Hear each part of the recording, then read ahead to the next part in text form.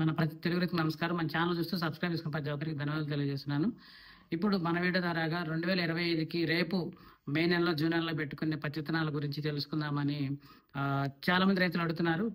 So వాటికి సంబంధించి మన షార్ట్స్ కూడా చేశాను. బట్ ఇంకొంచెం క్లారిటీ కోసం వీడియో చేస్తున్నాను. మనకి గత సంవత్సరం ఎక్కువ దిగుబడులు అంటే నమ్మకంగా మినిమం 15 క్వింటాలు వచ్చినటువంటి వెరైటీలు ఇప్పుడు మనం తెలుసుకున్నాం.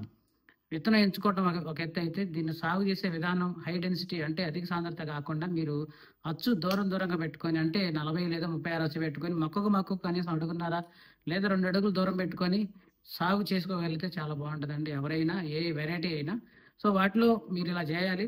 చేస్తూనే మందులు కూడా నేను ఇప్పుడే చెప్తాను, తర్వాత మీకు కుదరకపోవచ్చు చూసేదానికి లేదా చెప్పేదానికి నాకు కూడా. బట్ మీరు వేసుకున్న ఏ వెరైటీ సరే నేను చెప్పే మందులు పాటించండి.